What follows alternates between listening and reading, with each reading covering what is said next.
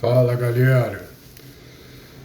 Estamos aqui mais um dia, bro, terminando o consultório e hoje foi legal. Renato tá viajando, mas eu tava com o Musa aqui, Musa da equipe, cardiologista da equipe, e foi top porque a gente avaliou alguns atletas aqui, ergospirometria, ecocardiografia avançada, e a gente avaliou hoje 2 jogadores de futebol que estão vindo para o Brasil, enfim, e a gente fez uma avaliação. Sempre é importante porque os clubes solicitam essas avaliações, né? Por que os caras fazem tantas avaliações? Porque o treinamento leva a adaptações estruturais que podem, em algum momento, ter algum contexto patológico, né? O treinamento vai dar isso em todo mundo? Não. Por isso que a gente tem que avaliar, sempre buscar estar ali em contínua avaliação e buscar esse entendimento. E outra coisa que é extremamente importante é que eram 2 indivíduos de posições completamente diferentes no campo. Um volante e o outro lateral direito, né? E o que tem isso a ver, né, cara? Todo mundo jogador de futebol, enfim. Jogador de futebol. Não quer dizer que o futebol leve as mesmas adaptações em todos os atletas. Por quê? Porque a gente tem especificações diferentes de treinamento, de tipo de função que o cara exerce dentro de campo, né?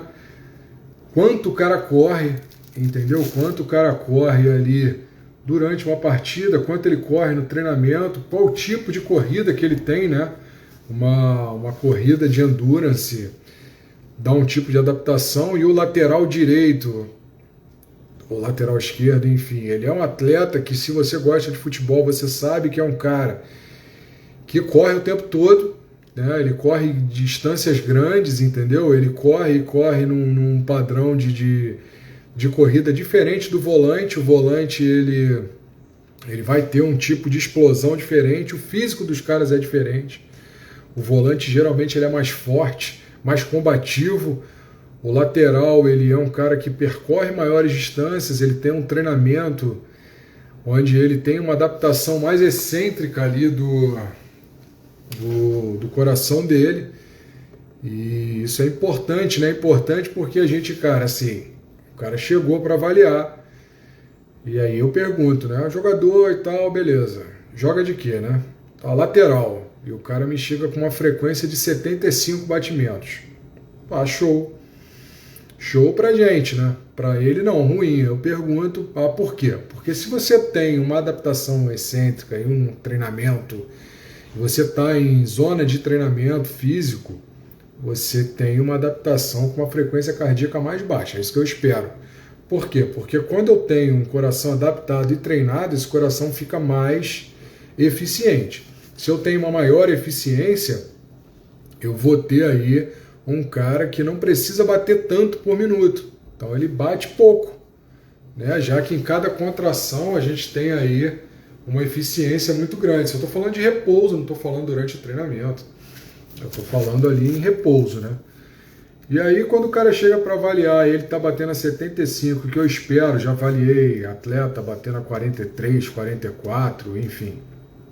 Quando o cara está batendo a 75, eu imagino 2 coisas, né? Eu imagino que ele esteja ali com uma situação de volta ao treinamento, ou ele está parado. Enfim, e aí, cara, assim, era isso, né? Os caras já estão parados há algum tempo, estão voltando para o Brasil aí numa condição de se realocar em algum clube. Enfim, e isso você perde muito rápido, essa condição de treinamento, né? Você perde muito rápido. Assim como os estudos falam em adaptações aí, 12 semanas você tem uma adaptação não estrutural, mas essas adaptações fisiológicas, os estudos mostram que você já tem isso acontecendo, você perde essa capacidade, perde condição de capacidade cardiopulmonar muito rápido também. O exercício, o atleta ele é ingrato nisso. E muitas vezes a gente vê um atleta, né? Porra, cardio todo dia, Rafael. Cardio todo dia, meu irmão. O cardio é fundamental, né? É isso que eu tô falando aqui. Porque o cardio, quando você para de fazer por um tempo, eu tô cansado, cacete, é assim, você perde condicionamento muito rápido, né, cara? O condicionamento vai embora rápido. Então, ele é ingrato, né? Você é um cara grande, a gente fica muito dependente de uma condição de cardio diária aí, né, cara? E o atleta é a mesma coisa, né, cara? Às vezes o cara tem uma lesão muscular, a gente tá falando aqui de atleta de futebol, o cara tem uma lesão muscular e fica parado ali 2, 3 semanas, aí nego não entende, mas o cara é atleta. Pô, ele melhorou, tem que voltar. Não tô falando da lesão muscular em si, mas do cardio, cara. Pô, o cara volta a ter uma adaptação. Ele precisa se condicionar, e o condicionamento a gente perde rápido, né? O cara sai para férias aí de um mês, ele volta, tem toda aquela preparação, tem todo aquele contexto de você voltar especificamente a sua melhor performance, né? E para você performar, essa performance a gente observa também na análise cardiovascular. O coração tem que estar performando bem. Não adianta você ter, vamos lá ao extremo, insuficiência cardíaca e você vai estar performando como um atleta de alto rendimento. O alto rendimento requer uma máquina de alto rendimento. Você não vê, uma Ferrari com motor de Fusca mesmo. Não tem como, entendeu? Então, o seu motor tem que ser ótimo, tem que ter alto rendimento. E um atleta, ele demanda esse treinamento para que o coração dele esteja trabalhando em alto rendimento. Seja de qualquer esporte, mas os esportes que demandam de uma máquina ali, de um treinamento de endurance, de uma explosão muscular, de uma condição, de uma capacidade aeróbica grande, ótimo, preciso ter um coração monstro aí. Não monstro de tamanho, mas monstro de performance. Isso a gente avalia nas análises, né?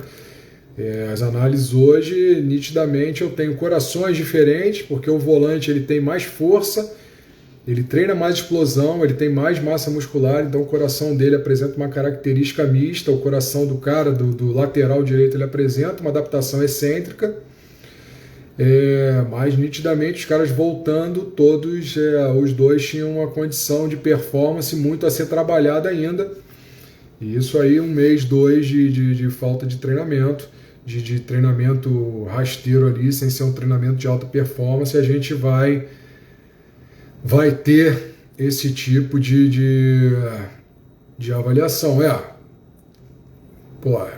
Estamos aqui, né, cara? Agora a gente abriu um centro novo aí, Rafael, lá em Ipanema, na Ipanema Health Club. Eu tô aqui na Barra hoje na Prime Scoop. Ontem a gente estava lá, sexta-feira a gente está em Ipanema de novo. Então, um laboratório altamente moderno para avaliação de atletas, enfim, com as especificidades necessárias. Se fosse fácil, todo mundo ia fazer a mesma avaliação, mas não é assim. Não é assim. Tô no Village aqui agora, cara. Inclusive, né? Terças e sextas eu tô em Ipanema, quarta-feira eu tô aqui na Barra. Tô aqui na Barra, terminando a consulta, a gente agora tá batendo um papo aí, falando um pouco do coração do atleta, né? E a medicina esportiva, ela requer essa análise do coração do atleta, né? O médico do esporte em si, se o cara trabalha com esporte, seja qualquer especialidade dele, ele tem que ter entendimento do coração do atleta, porque senão ele vai passar batido uma série de coisas, entendeu? Uma série de sintomas vão ficar colocados de lado. Então essa expertise do coração de atleta, ela não é apenas do cardiologista. Obviamente que a investigação mais profunda requer um conhecimento maior, mas a avaliação e o entendimento de coração de atletas de uma maneira geral, ela passa pelo médico do esporte em si. Então isso é importante, né? Porque o cara do clube, geralmente a gente olha e observa assim, falando do cara do futebol, quem está lá é o ortopedista. Mas quando a gente faz uma avaliação pré-participação, todo mundo tem que ser avaliado a parte cardiovascular. E aí, beleza, tem uma lesão muscular, tem uma questão articular, uma questão óssea, ok, um desequilíbrio, tem que ter um fortalecimento, coisa e tal, mas ninguém libera um cara para um futebol de primeira divisão sem passar por uma análise cardiovascular. Como é que você vai num médico do esporte e essa galera assim, não pede uma avaliação pré-participação? Mas eu já treino há muito tempo e eu não preciso fazer isso porque eu nunca senti nada. Beleza, meu irmão. O cara que cai em campo e morre também, ele é avaliado direto. E aí? E aí ele não precisava fazer uma avaliação, engoliram barriga, não viram.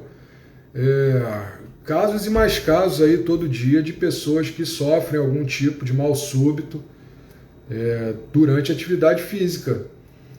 Que bem provável que se você tem uma avaliação pré-participação com exames orientados e exames direcionados para isso, você vai pelo menos minimizar esses acontecimentos numa porcentagem bem alta.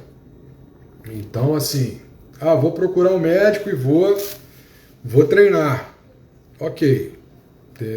Independente qual é a especialidade dele, se ele for da parte de esporte, entendeu? A gente tem que estar ligado na condição de pressão arterial. Pô, como é que está essa frequência cardíaca do cara? Será que ele está em qual nível de treinamento que ele está? Tem arritmia, não tem arritmia? E precisa de exames complementares para o cara poder entender só, não, cara, eu não faço isso aqui, tu tem que ir no cardio. Então, mas faz parte da análise do médico do esporte avaliar a questão de uma avaliação pré-participação. Você nunca viu o cara, e aí eu vou interpretar de uma forma da minha cabeça, sem fazer uma avaliação, se o cara precisa ou não de testes. A gente sabe quais são os testes que precisam, a gente sabe quais são as situações que precisam ser avaliadas, e é isso que a gente faz rotineiramente. No caso de hoje, assim, não tinha, graças a Deus, nenhuma anormalidade estrutural, nem anormalidade de parte elétrica. Tinha um despreparo aí, uma condição de indivíduos que não estão num treinamento de ápice de treinamento, mas não tinha nenhuma alteração patológica que levasse a gente a fazer uma pesquisa muito mais avançada, aí talvez com uma ressonância, enfim. Não se precisa disso, a gente tem os protocolos, mas a questão de avaliação pré-participação foi feita e a gente busca o entendimento de que, tá funcionando bem, vamos tocar e bola para frente, treinamento e tal. E tudo isso precisa ser avaliado. A gente trabalha com isso há muito tempo e é importante para a galera que vai atender o esportista, seja o médico do esporte, seja o cardio, seja o cara da endócrino que vai fazer modulação, enfim, ele indique os exames complementares que são necessários para avaliação cardiovascular, e isso seja feito por pessoas que pelo menos compreendam qual esporte que o cara está fazendo, porque existem especificações direcionadas de cada esporte aí. Fazer o geral, a gente brincava na faculdade que assim, fazer o que geral sabe é mole, né? Agora, buscar o detalhe, aí você precisa não ser o gênio, mas ser um cara que estuda um pouquinho mais, se aprofunde um pouquinho mais. Então a gente busca isso, né? Busca sempre uma condição de ir atrás do detalhe, primeiro para avaliação da patologia, segundo para avaliação de performance. Obviamente que a saúde em primeiro lugar, depois a performance. Então, se você quer performar sem ter saúde cardiovascular, primeiro que é um erro, né? E segundo que a saúde cardiovascular era de extrema importância para a performance, né? O erro passa por você não fazer primeiro uma avaliação. E segundo, se essa avaliação é feita de você não entender em que ponto que você está para a performance. Então são coisas distintas, né? São coisas distintas, são mundos distintos, você trabalhar com performance, você trabalhar com saúde cardiovascular na avaliação, né? A performance está diretamente ligada aí a uma boa saúde cardiovascular. Isso é fundamental. E existem pontos diferentes onde isso vai entrar na análise, né? E isso é extremamente importante nesse mundo de análise aí, desse mundo de performance, no mundo de atleta de elite, atleta mundial, atleta olímpico, a gente juntar esses dois padrões, né? A gente juntar e poder dar ao médico assistente a seguinte informação, né, brother? Olha só. Falei isso hoje com outro atleta agora de bodybuilder, falei pro cara, bicho, pro médico assistente, né? Falei, irmão, o coração tem uma disfunção já importante, tanto sistólica quanto diastólica, aí contração e relaxamento, e é importante que isso seja visto com maior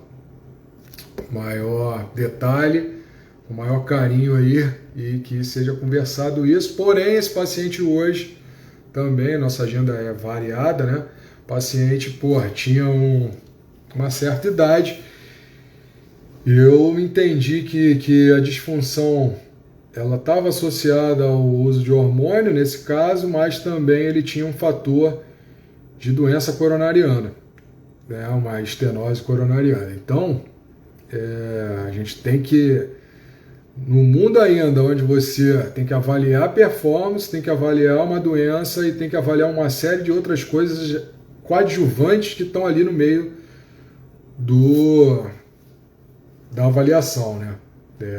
O cara é hipertenso, o cara toma bomba, o cara tem doença coronária, o cara fuma, o cara usa outros tipos de fármacos, e aí, cara, olha aí, tudo junto, dificultando a nossa análise. Eu não posso dizer simplesmente que é uma coisa ou outra. A gente tem que dizer, tem que interpretar as imagens, interpretar as características e buscar, junto com a análise em repouso, com a análise de esforço, o que está acontecendo ali e o que pode ser mais ajustado para esse paciente. Enfim, não é fácil, é possível, bem possível. A gente tem muita experiência, a gente tem muitos pacientes avaliados, mas cada um com sua característica, cada um com sua condição clínica e de adaptação estrutural por cada esporte. Então notem, cara, jogador volante, jogador lateral direito, usuário de esteroide bodybuilder, a gente vai mesclando aí, vai tendo uma série de pacientes diferentes de esporte por dia, e cara, aí nego fala assim, é tudo atleta, vírgula, né, meu irmão? Primeiro que são idades diferentes, são sexos diferentes, são condições de treinamento diferentes, eu vou analisar tudo igual? Tu tem o teu carro ali, é um carro, vamos lá, se bem um carro turbo, você vai num cara que nunca mexeu em turbo, como é que funciona isso, meu irmão?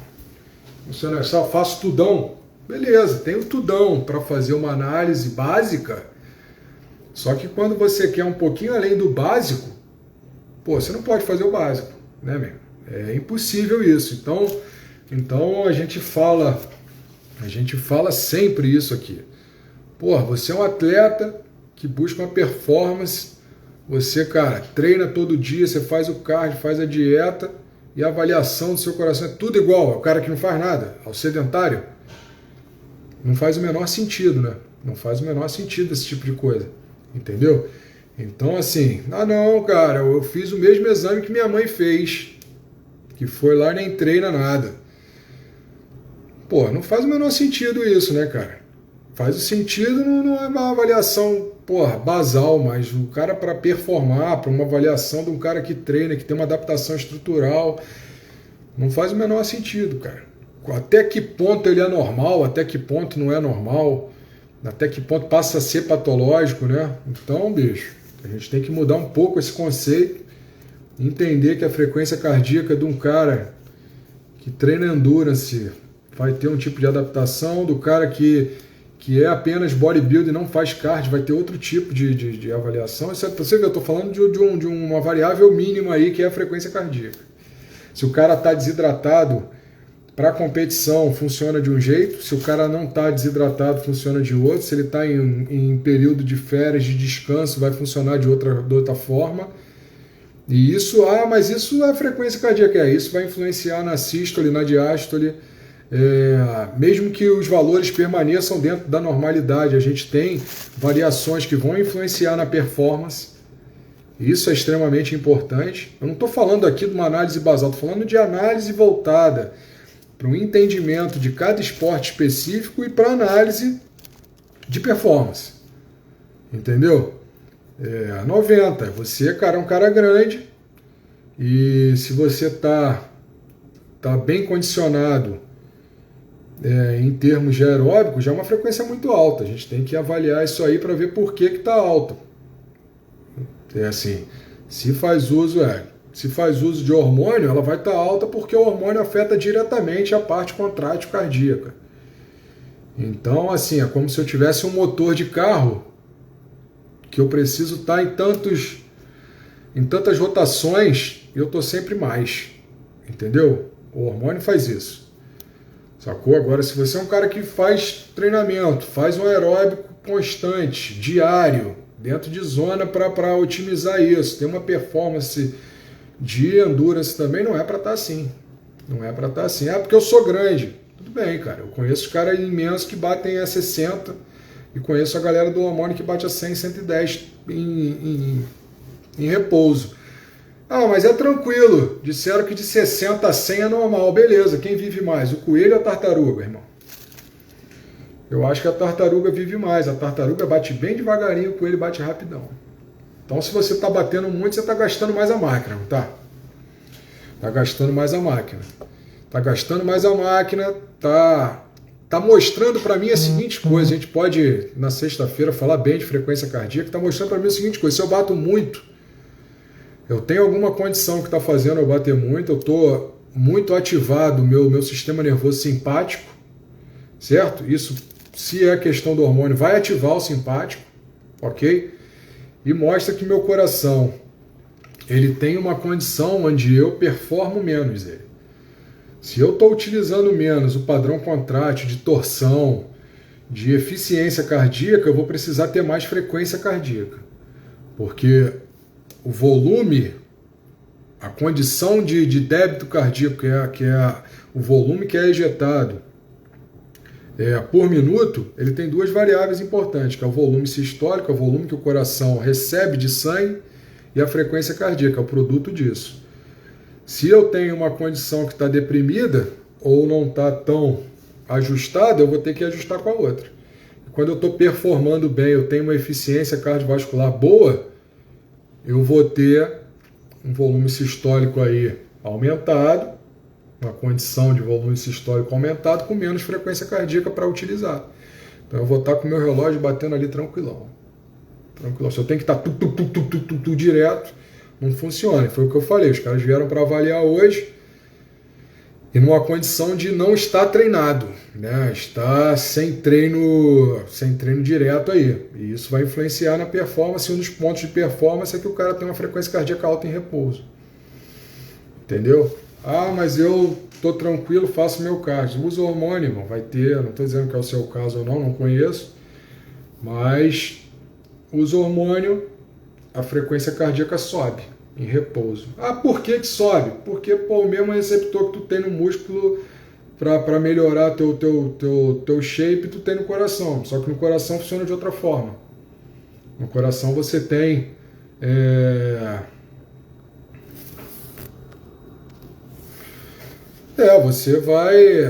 você vai gastar mais a máquina, mas você não faz endurance o dia todo, né, brother?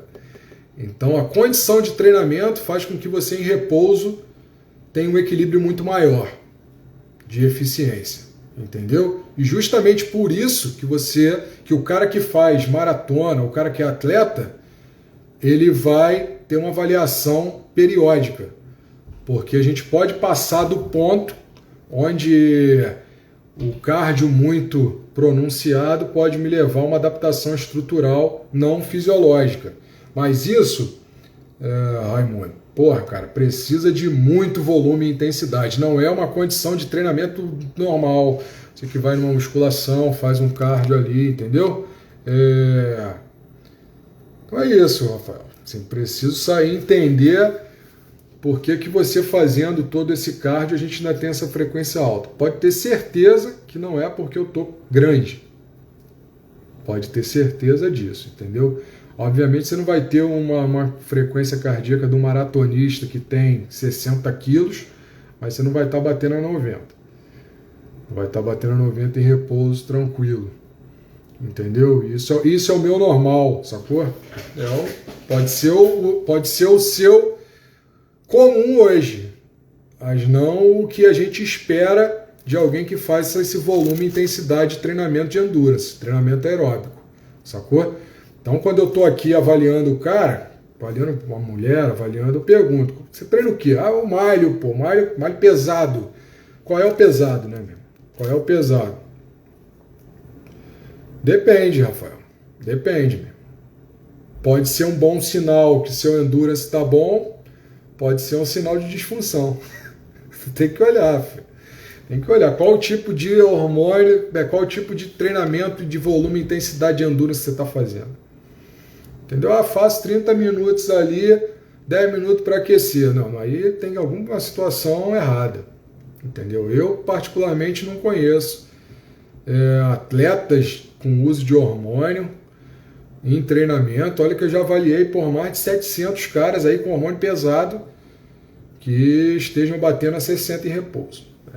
Se não tiver uma condição de medicação associada que faça uma redução dessa frequência e não tiver um treino, grande de treino aeróbico, entendeu? Treino aeróbico dentro de uma zona de frequência para otimizar isso. Isso é complexo, não é simplesmente você me dar um número, eu tenho que entender o contexto, por isso que é avaliação individualizada. Estamos falando do geral. Notem que eu sempre falo assim, mas o cara não me define, não conheço o paciente.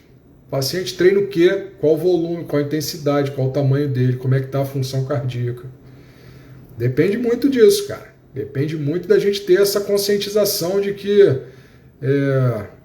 cara, a galera hormonizada aí bate acima de 90. Bate acima de 90. Mas bate acima de 90 por quê, brother? Bate acima de 90 porque eu tenho que compensar a disfunção muscular. Não que é todo bodybuilder, tá certo? Eu tenho que pegar essa disfunção e eu tenho que compensar de alguma forma. Eu compenso batendo mais rápido. Essa é a parada, entendeu? Exatamente, sim. Tem que ver, Raimundo, se o paciente hipertenso com hipertrofia, essa hipertrofia era uma hipertrofia qual? Excêntrica, concêntrica, você era um cara que já tinha disfunção de função da complacência do ventrículo, ou seja, do relaxamento, que é isso que primeiramente a gente tem no paciente hipertenso, não tinha, toda a função está normal, eu tinha alguma alteração valvular, eu parei de treinar, qual tipo de medicação você fez? Tem medicações que vão afetar, vão atuar ali, diminuindo o remodelamento, outras que não. Então não é simples, não é, para você ver o mundo da avaliação para o médico do esporte, ele é muito amplo, entendeu? A hipertrofia cardíaca, ela existe no atleta porque o atleta quer performar, Patrick. Então, se você tem um atleta de endurance que corre uma meia maratona, por exemplo, se eu preciso ter uma performance cardiopulmonar boa, eu preciso ter um aumento do volume cardíaco. Isso é bom. O treinamento faz isso.